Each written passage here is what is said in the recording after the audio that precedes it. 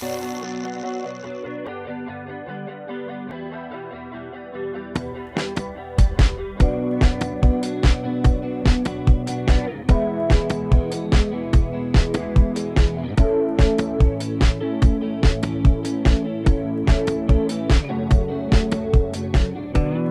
to Getting Film Buff, podcast for film buffs, nerds, and makers alike.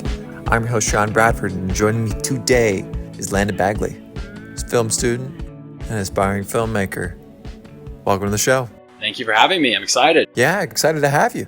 What are your thoughts going into this? It's been a long day. It's hot outside. What are you thinking right now? I'm thinking film is my life. So talking about film isn't something that I necessarily have to find the headspace for or find the time for. It's just this is just my life. So yeah, I'm ready. Sweet. Well, let's hop right into it. I mean, talking about film right now and things that are happening currently in your life. Right now, you're interning for Harmon Brothers Advertising Agency, who's the company behind the ads for Purple Pillow, Squatty Potty, and so many other companies. And thus far in your internship, what are some of the things that you've been able to learn from people that you've been working with, from tasks that you've been giving? What are some of the lessons that you've gained so far? Yeah, that's a super good question. I've been very involved in the editing process, so a lot in post-production. Nice. And in doing so, I have learned a lot more about editing humor and about the proper and organized workflow in editing, and about the importance of variety and how to have multiple takes and how to choose different takes. So, I mean, I could go into depth into any one of those, but those are just kind of three bigger things that I've been learning about as I've worked there. What are some of the strangest projects and tasks that you've been given so far? Well, there's one that comes to mind immediately. Really? Yeah. So I apologize to my mom for doing this project, because it wasn't necessarily crude, but it was just irreverent maybe. Mm-hmm.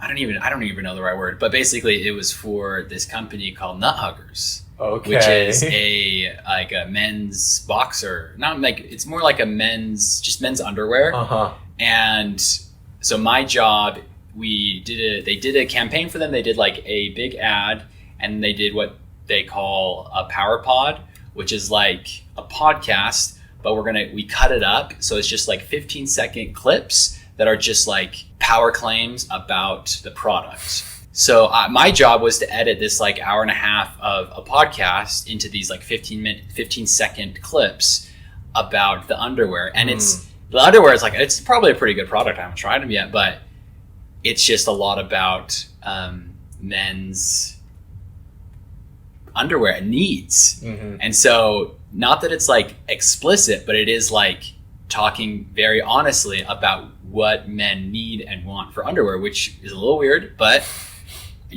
after about a few hours working into it, I just kind of got used to it and then worked on it for a few days and edited it, and it was done. It was a good deal. Nice. When it comes to your filmmaking expertise in editing, you kind of have a similar background and similar start that I did. I also made Lego stop motion shorts when I was younger, and so I'm curious what YouTube stop motion channels inspired you growing up. Yes. And help motivate you to make those Lego stop motion shorts. Because what comes to mind, right? Michael Hickok's Brotherhood Workshop. Workshop, that's the one. That's hands the one. Hands down. Did you also watch Forest Fire 101? I don't think so. I don't know. Okay. They did. That was a little edgier. And but so maybe I'll jump into it now. I'm a little older. But yeah, Brotherhood Workshop was the inspiration for all of my stuff. Yeah. So what kinds of stuff did you make then? I think that, it's so sad because I would show you them, but they are on my iPod Touch that got destroyed. Oh my gosh. And so I know that feeling. These lost videos. Yeah. But it was I did a James Bond one. It was a spy just cruising around, and then I did just Star Wars stuff. So it was fun. But stop motion was fun, and it was kind of easy to make stuff with Legos. Mm-hmm. But I was also just making little videos on my iPod, just filming. My cousins would we would have a lightsaber battle, right? Film, and so that was really the beginnings of trying to make stuff. And Yeah, totally. That's awesome. Videos. Do you still kind of have a love and an appreciation for stop motion today?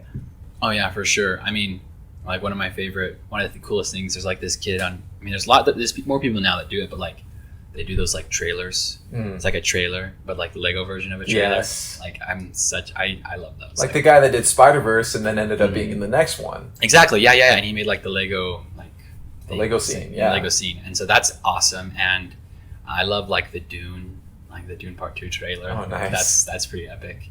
So that kind of thing, like, yeah, it's still inspiring. I'm not necessarily like, oh, I want to specialize in stop motion. Totally. But it's definitely a fun, specific niche. And it's almost like a dying art too, because not many people do it. It's all computer generated and all that kind of stuff. And while that stuff can be fantastic, I mean, look at Spider-Verse, right? Yeah.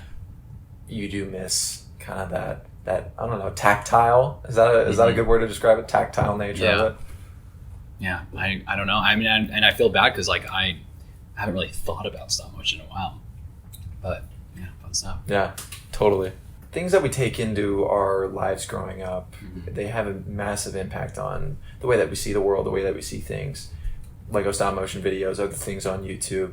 But how has your hometown of Rigby, Idaho, how has that affected your desire to make stories and what kinds of stories you want to make? I love that. That's a really good question.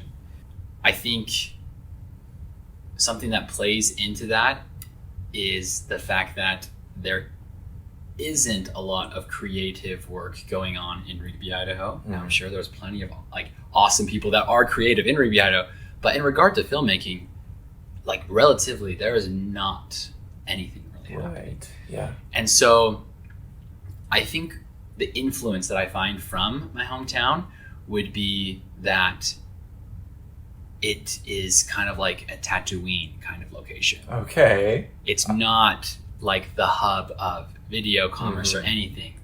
I would grow up kind of thinking, oh, if I was in Provo, they're making these cool things in Provo at BYU or colleges and stuff. But I would be like, okay, I'm kind of like on Tatooine, kind of just like looking up into space, thinking like, oh wow, it'd be so cool to get out there. But I don't think that like that necessarily mean that Luke just hates Tatooine. Like he does love it, but like you definitely need to leave and you need to go explore and go on your adventure. So I think as far as influence to tell stories, it was almost like, okay, this isn't here, but I want that. But regardless to say, I mean, I've lived out of Idaho I haven't lived in Idaho for 3 years now. And during those 3 years, my appreciation, my love for Rigby has like only grown because I'm like so special compared to everything else I've seen. Totally. So career-wise, professionally, there's nothing there for me, but like sentimentally and for my family and for like its importance in my heart, it's like gold. Everything. Yeah, it's everything. Yeah. So I totally understand that. I mean, I feel the same way about Sacramento, my hometown. Grew up, loved it, had to leave. I mean, you gotta fly the coop and grow, and then maybe like come back if life takes you that direction. Exactly. And I mean, you hearken to there not being a lot of film work in Rigby, but you were able to find some kind of work to do with weddings. Yeah. And you've been doing that for a long time now. Well, and I think the fact that there wasn't a lot going on there actually made me even like, I don't know the better way to say this than a more higher demand commodity, because there wasn't other people making videos. So when I was in like high school, it was, okay, Landon, the video guy, he's the guy we go to for a lot of different stuff, for school projects, for church projects, for weddings, because he's like, who knows a videographer? I don't know.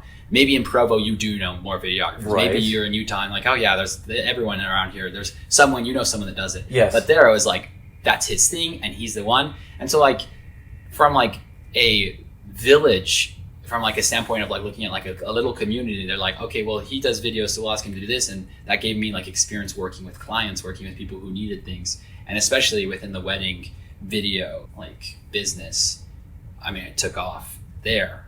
And I think it was, I mean, not that it's like in crazy high demand, but like it was like, okay, there's not a lot of people here that do this for a reasonable price. So it gave me a good spot to get started. Totally. And I mean, you've been doing it so long, boundless to have some very interesting experiences, both just funny ones and ones that teach you as a filmmaker. So I'm curious, which is the more difficult part of filming a wedding? Whether it is getting people to act comfortably on camera who are camera shy, or if it's making sure that you don't distract from the most important points within a wedding reception, like the first dance or like cutting the cake. Right. I'm going to answer that question in regard to the like collective experience of like, okay, from start to now, what was the biggest struggle and skill to develop? Because to be honest, there's not a lot about a wedding that's super difficult for me to do now because I've done so many. Totally. And yeah, there's things that I like better than others, but it's not like, okay, like this is a hard thing. But as I think about like the development from going from when I began, I would say one you brought up is like directing, having confidence when you're directing a couple and just like helping like put them at ease. And it's not like, I mean, yeah, they're a couple, and so yeah, they're happy to kiss and hold hands and to pose, but it doesn't mean that it's like natural for them to be doing that in front of a camera and everything. And so it took some time for me to become like, to find my confidence in being like, okay, we're going to do this shot now. Can you do this? And just being like, this is the vision, let's make it happen. And so like, yeah, directing was a big part of that. And then, I think this is different, but honestly, just running a business. Oh, yeah, interesting. I mean, it's all of the questions. How do you price yourself? How do you market yourself? How do you manage clients? How do you manage inquiries? I mean, there's all of those things that go into running a business that you're, as a wedding videographer, you kind of take on all of them. So that's been a really, really big growing experience for me, is learning how to run a small business. And that's what it is. Yeah. So it's very interesting. I hadn't even considered that. Yeah, it's a big part of it. Love that. Aside from wedding videography and aside from your internship, you've also tried your hand at a number of different documentaries, including one that you're working on right now. One of the documentaries which you have worked on was a documentary for an extreme ballroom dance company based out of the Idaho Falls area. Yeah, which company you were a part of. Yeah. So being a semi-pro dancer yourself, are there any films which feature dancing which you would have loved to have danced in yourself? Such a good question. So one of the first ones that comes to mind is La La Land. Now, don't think initially to like Ryan Gosling and don't think about them like dancing alone, like on like the street or in the planetarium. Like that's sweet, but it's not like, it's not like big choreography. It's really simple. The dancing in there that's incredible is the opening sequence on the highway, Another Day of Sun, and then also the one where they're like at a party.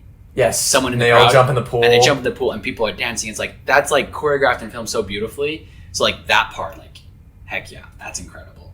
So dancing in that one, really awesome. And then another one that comes to mind is Newsies. Oh yeah. The old one, or if you watch like the Broadway version now, like incredible choreography. I love the old one though. Like I love Christian Bale. I think what makes Newsies so cool is like very masculine.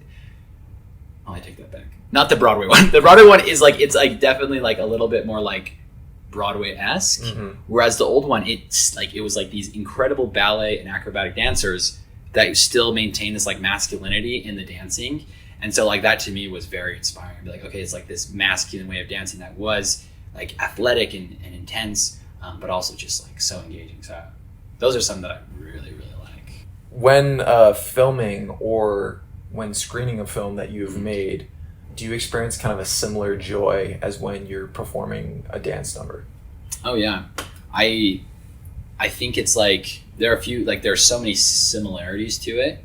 It's kind of like, the biggest one is when you're like learning a dance and you're trying to figure out like, okay, it's this step and it's this step and it's a little clunky and it's not really smooth yet. That's what it feels like to edit. It's like, okay, we're like trying to get these shots together. It's a little clunky, but you get it to this point where it's smooth and it's like, it's seamless. And that's how dancing should be. It should be seamless in between every move. And that's how editing should be. It should be seamless in between every move.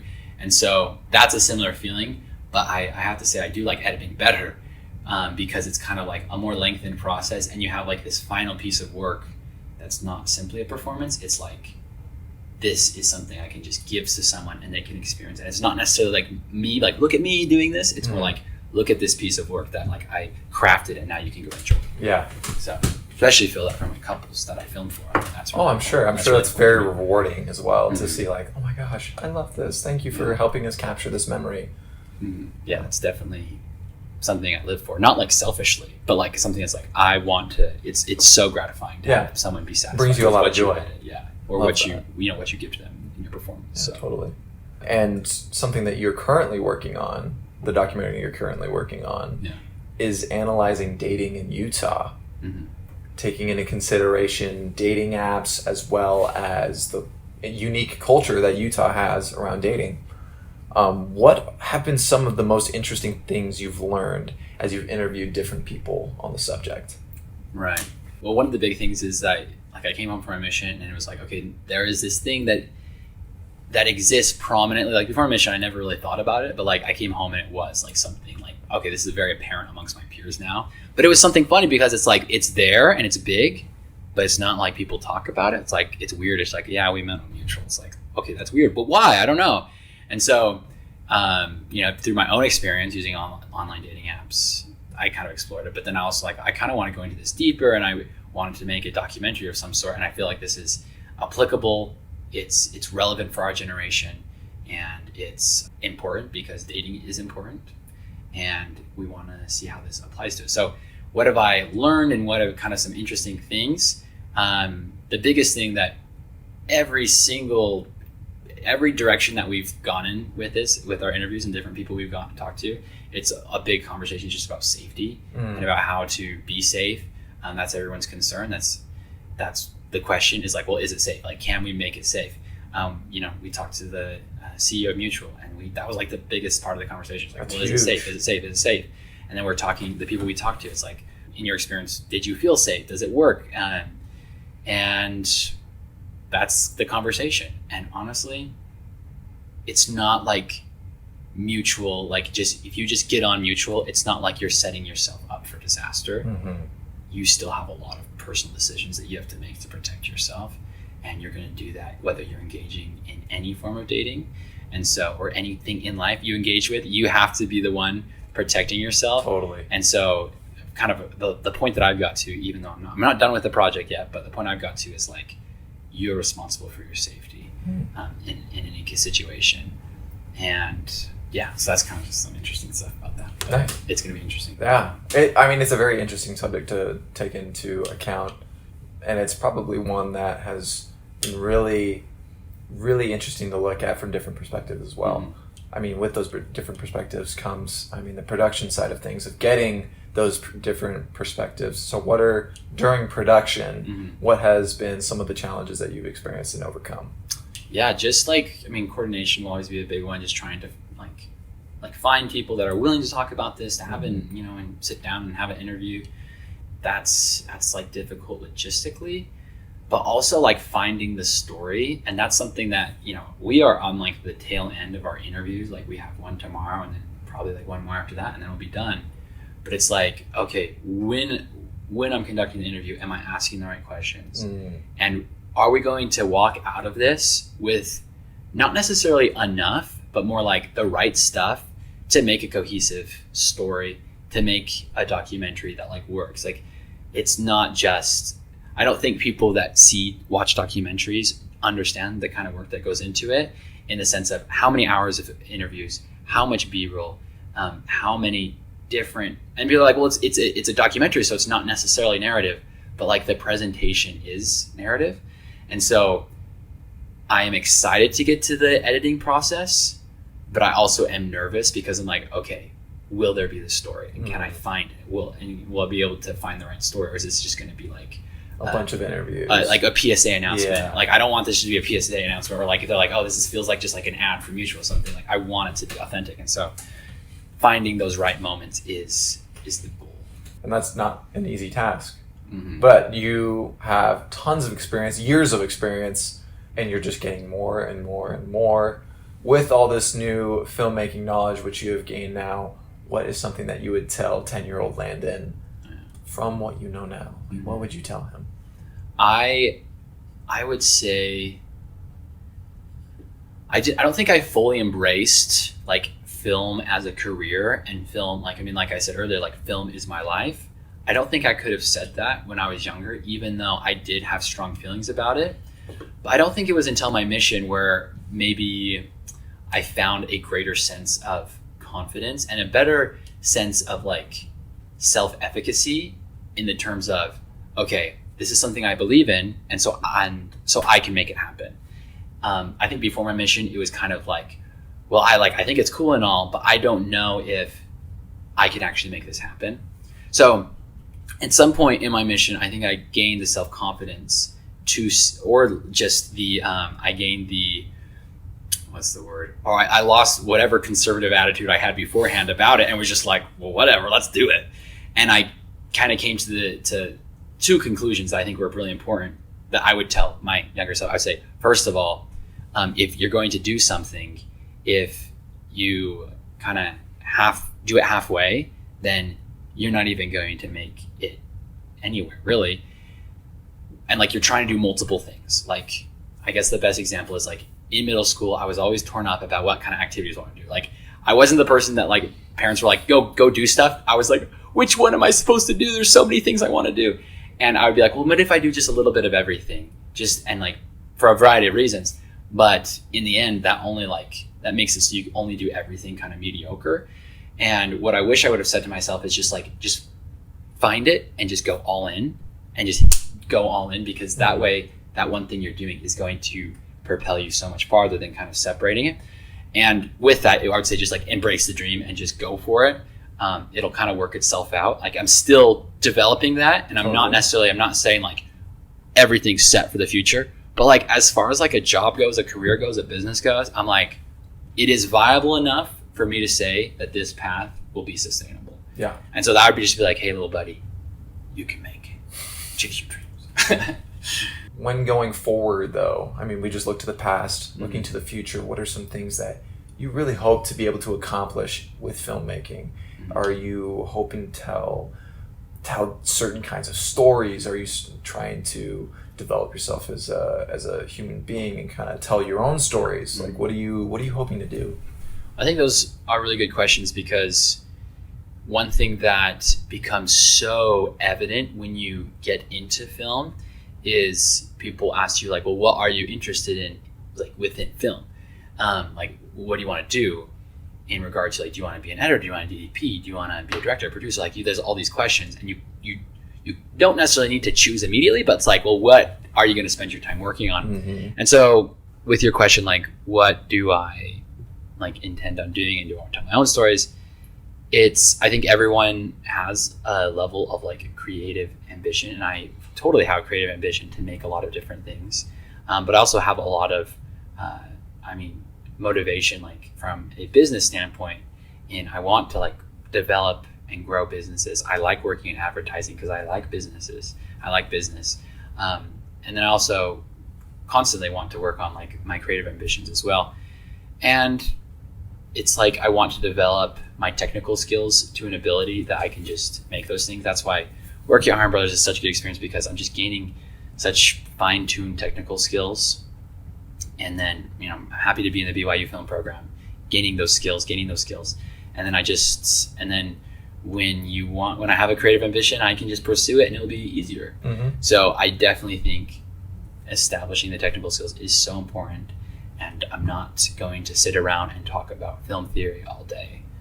I'm going to work on these things. And then I think naturally it'll be easier to present the creative spark that, when I have something, I'll be like, okay, let's do it. Totally. Does that make sense? Yeah. And I feel like from what you're saying, I'm gathering like, it's just easier to learn as you try to put it into action, as you try to like just apply everything you're learning, no matter how simple or how complicated. Is you just try to learn it, you're just going to learn it faster. Yeah. And I think one thing that I've learned is don't diminish projects or opportunities because it's not like the sacred pinnacle of creativity. You're like, I don't really want to work on that because I would be sacrificing my creativity. Like right now I'm editing commercials, like these ads for a online kind of like Uber Eats farming platform. It's like, do you think that like the the part of me that wants to tell beautiful stories, like wants to be making these ads for a farm. Like, not really, but like it is what's going to help me develop these skills. Totally. And it's making something really interesting, really engaging. It's telling a story. And so even though it's like not maybe like some like original intrinsic creativity, it's like, this is developing me, and we shouldn't just diminish these projects that come our way or opportunities because Totally. like, I want to do something better. Oh, And yeah. there's a time and place for that. But I think when you're young and you're just getting started, I'm just trying to be as humble as possible about being like, yeah, I want to try it. I want to learn, and just develop my skills and just try it. Like, that's what we're talking about. You just have to go make stuff. Totally. Don't be like waiting for the perfect thing to come along. Just don't be waiting to work on some cool indie film or A24 theme. Just be like, this person needs this video. And instead of going and talking about how awful or how awesome the new movies are coming out on Letterboxd and spending hours doing that, like, go make something, and then figure out how hard it is for yourself and see if you can like express yourself in some way instead of just critiquing.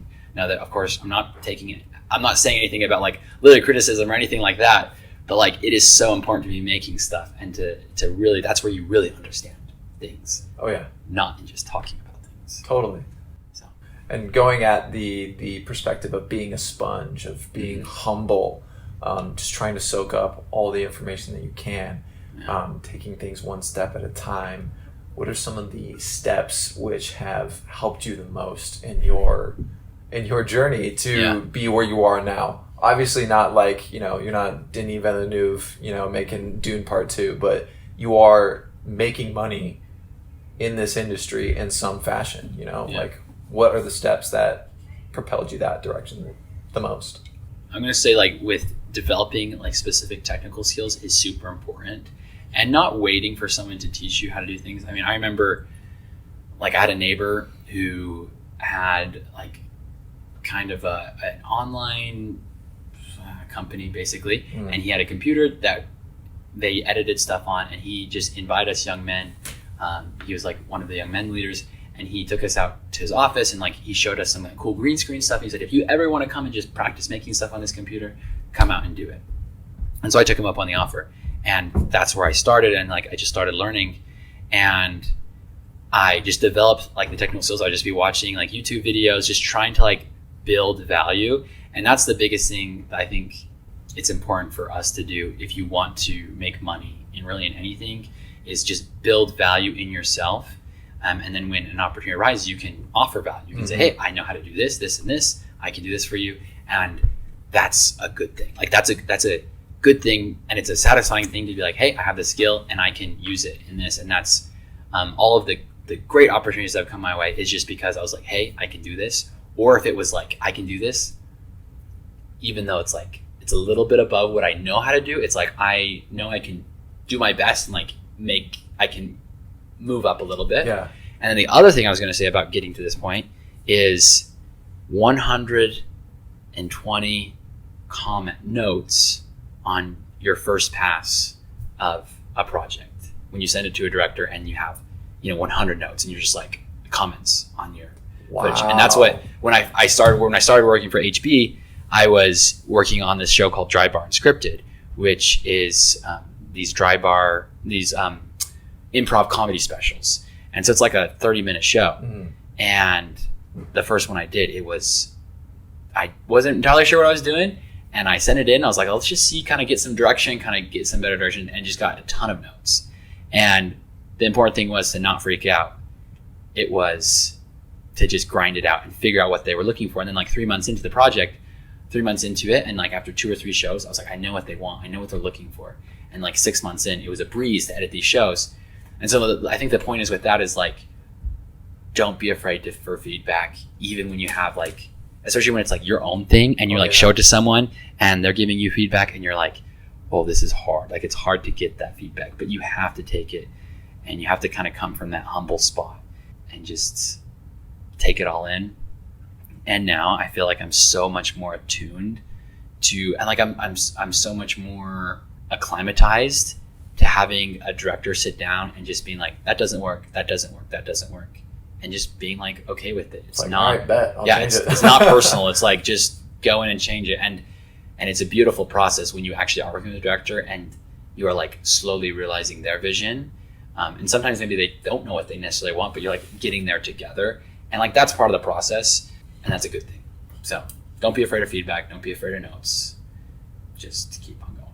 Dude, that is massive.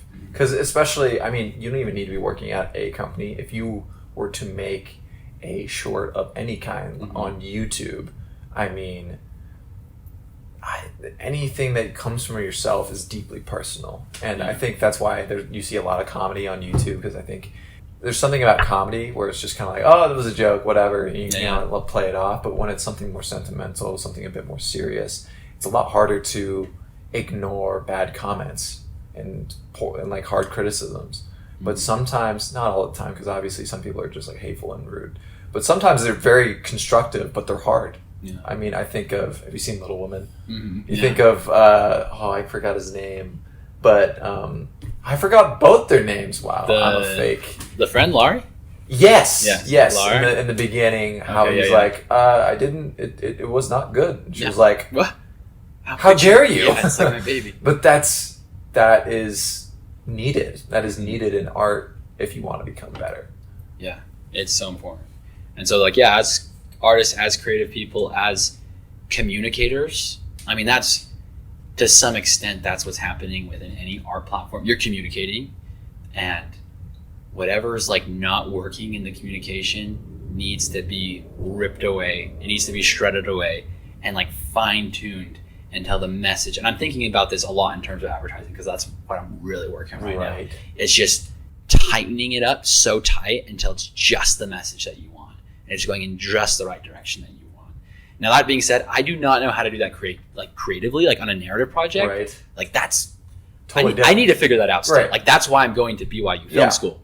But the reason why I'm at Harmon Brothers is so that I can like figure out how to like take that message, just dial it down, point it in the exact right direction, and cut out the fluff. And that's really what I've been able to learn how to do. And I'm hoping that as I go throughout the film program, I can learn how to do that in kind of more of a narrative scope, and then eventually just intermingle the two and be able to have both of those concepts in mind. I feel like that would come step by step, almost like, because I mean, I think of a commercial, it's almost like, okay, that's a scene. We compress that down to its bare roots, what we need, and then we do that for the next scene, then the next scene, and then eventually it's all one giant 6 foot long pole, and it's whoa, okay, this is exactly what we were looking for. But man, that's hard. It is hard. It's hard to find it. It's hard. It's way hard, but it's a fun thing. You're kind of discovering, and that's what, as I've listened, I was telling you about that podcast, listened to a lot of editors. That's really what editing is. Editing literally is just whittling it down to the only thing that should be there. Right. I mean, I would listen to the one about Killers of the Flower Moon. It started out as like this 6-hour movie. Like it was like massive, this massive cut, like the assembly cut was like 6 hours. And then then the editing work is just, how do we cut this down? What needs to stay? And to some extent, that's really where the story comes out. And I don't know, I went in this dry bar show I was working on, I was so shocked by how much stuff they cut out. And I kind of thought to myself, I'd be like, you like filmed all this amazing stuff and you're cutting out so much of it. But like that wasn't the point. The point was like, you have this much stuff and you want to dial it down to just the best, like the cream of the crop. Perfect stuff, yeah. And that's and as far as I know from everything I've seen, that's pretty much how the whole industry is going to work on. Like that's how the industry works. It's like, yes, there's this much stuff, but you have to whittle it down to the cream of the crop. Oh yeah. The only exception I can ever even remotely think of is Lord of the Rings. It's like, keep everything in there. We're like, we don't want to cut a second of this. I know there are 500 extra hours. I want all of them. Yeah, that's so true. And a lot of that is the format. A lot of that is like what you're looking for, but please. Or you know what I would love? I would love, like, I could do a Dune Part 2, like, extended. Like, I could, like, Dune's already 3 hours. Yeah. I could sit through another 2. Like, I could do it. So, I mean, I don't know. Even if it's just, like, sandworm riding, just, like, extended sequences, I'd be like, cool. Just sandworm riding with Hans Zimmer playing in the background. I'd be like, It's like cinema. It's like a nature documentary, but it's like, dude, an Arrakis nature documentary would be so interesting. Awesome. Oh my gosh, I would watch that. That's such a good idea. I mean, I know they're kind of like expanding like Dune stuff. They've got like a video game. They've got the TV show coming out. It's like, we want a nature doc. I'll do that. I'd watch that. And it's like, dude, this is we're going off on a tangent here, but you imagine it's like set up exactly like how you'd be, and it has like a deep voiceover, and it's just like, who would it be? That's a good question, but I do you think it would be Josh Brolin? That'd be interesting. That'd be fun. That'd be fun. Anyway, this is so tangent cool. over, but that was awesome. Yeah, it was really fun. Love that. Thank you for coming on the show. I don't have any more questions for you, but do you have any thoughts or anything that you're just dying to talk about right now? I mean, we already talked about Dune. I'm always dying to talk about Dune. I love Dune. I would say this documentary that we're working on will be very fun for people to see. I hope that it is, our generation is so, there's just a lot of short form content that's like very quick and engaging. And I hope that we can make something that will be worth it to break through that mindset of short form content and be like, okay, I want to sit down and hear this whole concept out. And so, I don't know, I'm just excited to see. I don't know how exactly we're going to do distribution. Yes, we're taking it to film festivals. We're doing all like the local stuff. Sweet. But like, I hope that people will want to engage in it and kind of enter into the combo with us. So it should be fun. Yeah. Well, let me know when it gets released and it's all done. It's going to be fun. Yeah. Cool. Landon, thanks for coming on the show. Thank you, brother. It's been a pleasure. So fun. It's been so much fun. I'm honored. Yeah. What do you want to shout out from right here, right now? I want to shout out to the people that I'm working with in any one of my projects right now. So just like, shout out to you, shout out to Walker Nigbert, Joe Wood, Ellis, just all these awesome people that I'm meeting and working together on stuff. And it's just like, there's a lot of joy in that. So shout out to the people that I'm working with because they're awesome, top notch. They should all have episodes on this podcast. Absolutely. You should invite them on. Come do this podcast. Get your Film Buff podcast because it's so fun. But love you all. Nice. Thank you guys for watching. Have a good day. Peace. That was good. That was epic.